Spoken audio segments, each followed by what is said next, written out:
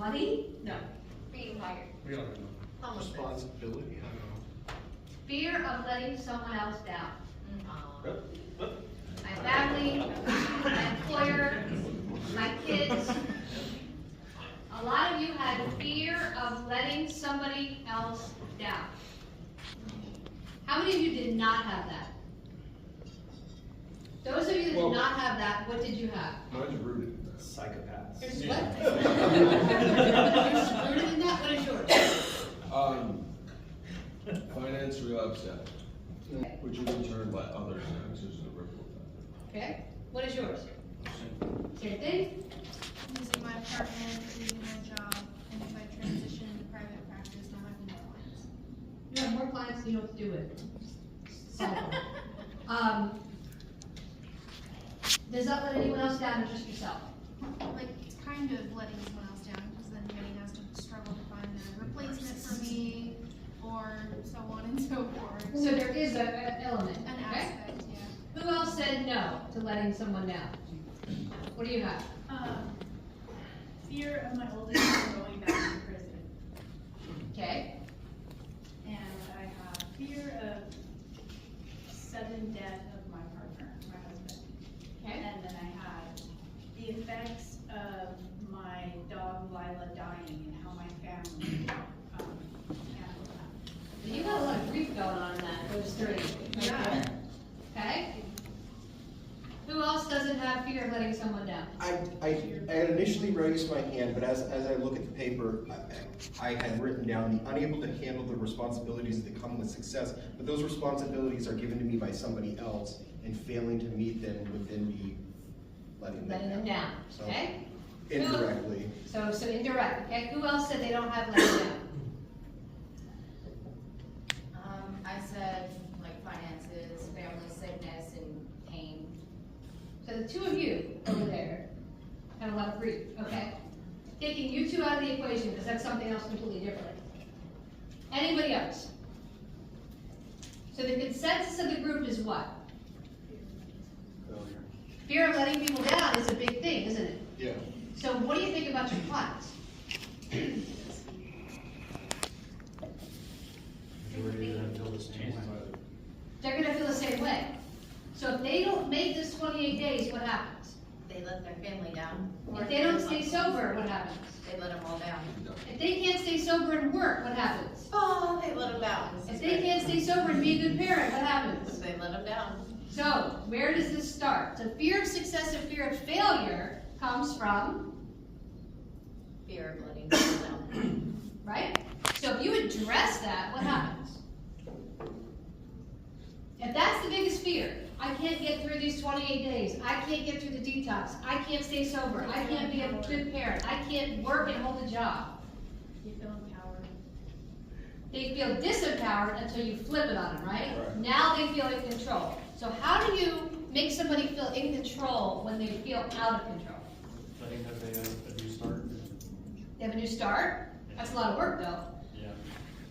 Praise them for every day that they get through. Okay, so we're gonna go one day at a time. You said that earlier. One day at a time. Let's get sober for today, right? Foundation. So this is the analogy I give them. You wanna build a house. How many of you have built your own house? How many of you thought about I wanna build a house? Somewhat.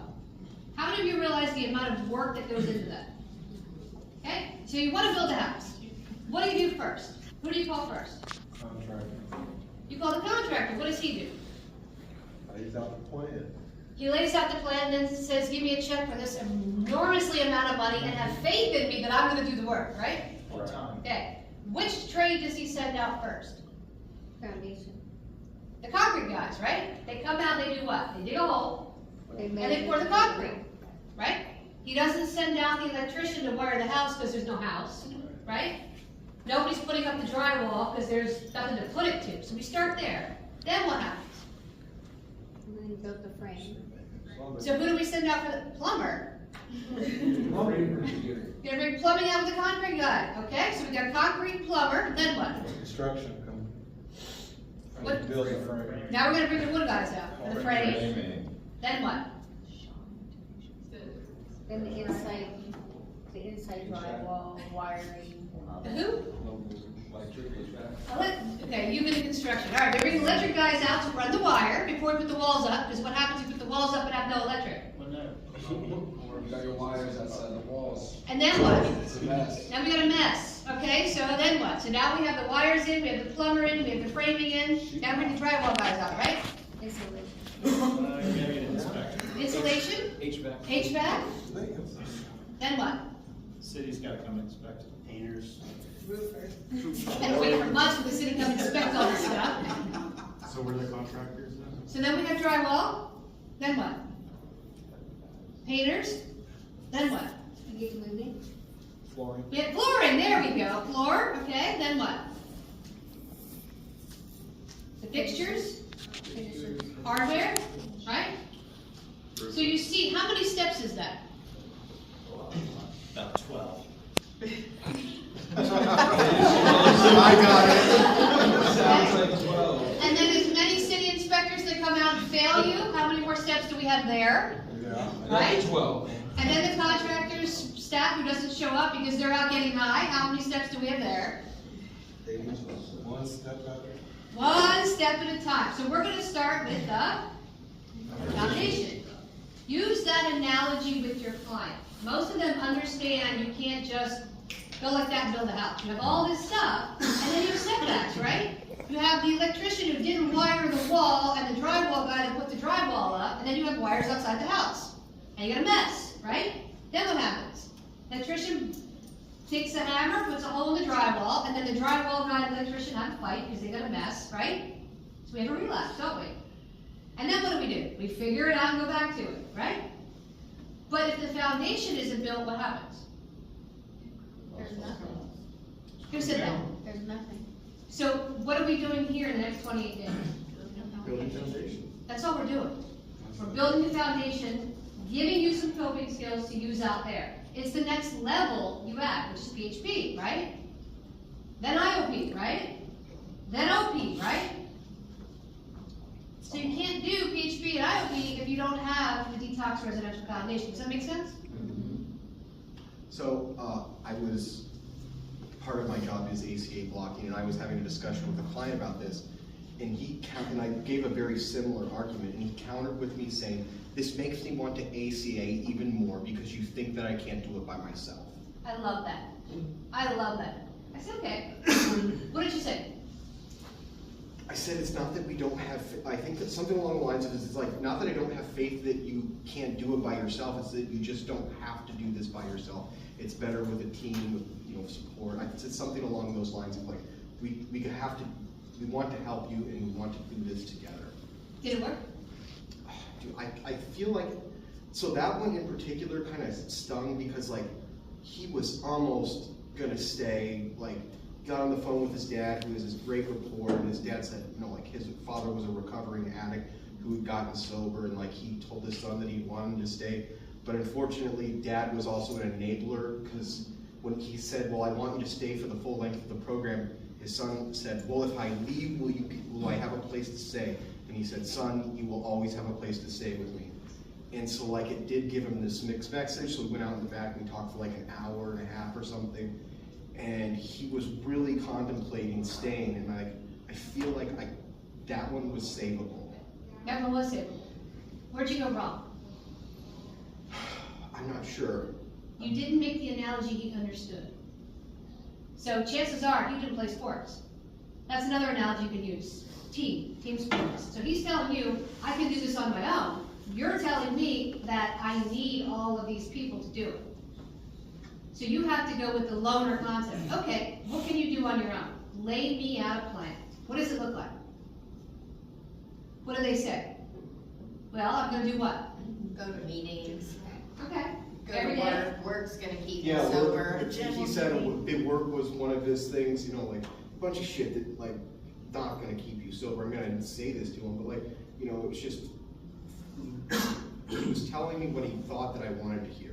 So you roll with it. So work, right? Work's gonna keep you sober, you're gonna go to meetings, you just listed me 5 things.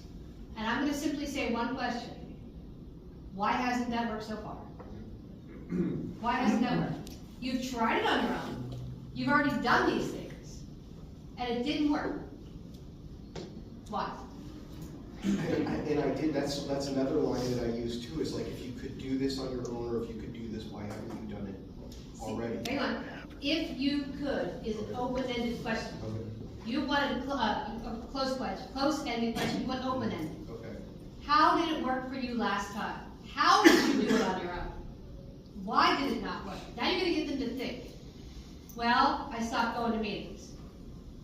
I started using it at work. I started missing days at work, right? So doing it on your own didn't work. It's not that you're not strong enough to do it, because that's what he's telling you. I'm strong, I got this. Yeah. And the other thing you're battling is dad is a recovering addict. Those are the worst clients to have, because they got this bar here, right? And they're here. And they're trying to make this gap in 28 days. You're not gonna do it. Because part of recovery is relapse. You guys know that, right? How many of you tried to get sober and did it on the first try? First. You guys are an anomaly. The rest of us, how many times? 12, around there. Okay, so you know that it didn't mean you weren't strong enough, right? It meant you didn't have the right pieces to do it. Yeah. It wasn't until I included other people in this fucking equation that I even had a chance. So that's what he didn't hear. He missed that. And then having dad set the bar here, even if dad didn't realize it, if you have parents that are in recovery, the bar's here. They're expecting you to come out of 20-day stay, using for 10 years and be sober. And it's even worse if you have parents that went to meetings and that's how they did it, because then they say, well, I understand. Why can't they just go to a meeting? Work for me, and you're going, it doesn't work for everybody. Yes, it does, and everybody needs to do it this way. So, go ahead. Was that with Aaron? Yeah, that was Aaron. Yeah, so I just wanted to jump in on this. I feel like Sean did everything in his capability, but where it could have changed was, it's tough because with a client like that, he was extremely reserved. And I think from day one, if we were to kind of do, what did you call it, do like the brain dump more regularly with him, because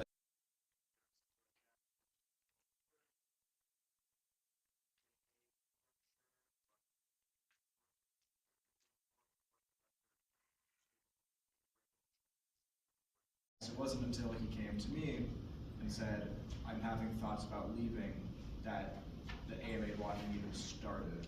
So it's like he had planted that seed in his mind, and it already started growing to a point where he felt like he needed to talk to staff about it. So it was almost like, if we put more effort in before we're out of control, then That's why AMA blocking like that almost never works. If you're at that point, you already lost the client. At the back of this book that's in your email that I see only one of you printed, there is an exercise that you should do for the admissions when the client comes in, and it says, if I leave treatment, this will happen, with a list. That's something you could have pulled and went, hey, when you came in, you said if you will leave treatment, you're gonna let your dad down. Or whatever the list is that he filled out. And you could use that in that block of, hey, this is where you're headed by your own admission when you came in. And I'm trying to prevent that for you. So that's part of it. You also, here's the other thing, and you have to think of this too. You want to match clients with the person that's trying to get them to stay. You had a reserved client, right? You would have been a better block than him. Do you know why?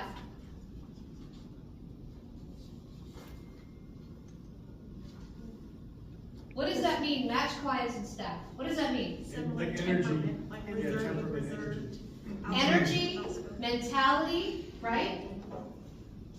What happens if you have an executive? You have a button-down shirt on. You have a reserved client. You come across as, you may not be, but you come across as reserved, right? You're gonna match what he's looking at. You don't.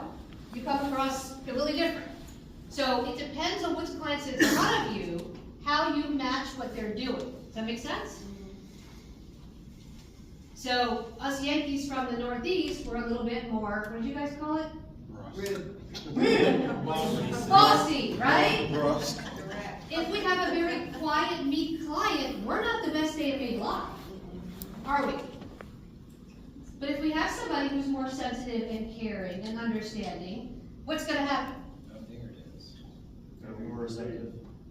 The client may feel connected, right? So you also have to think of that when you're blocking. So it's not necessarily that you're no good at blocking, but if you match that, it actually makes your block easier. Because they feel like you get them. Does that make sense? You know, if I'm doing a block with a Yankee, the first thing I'm gonna say is what?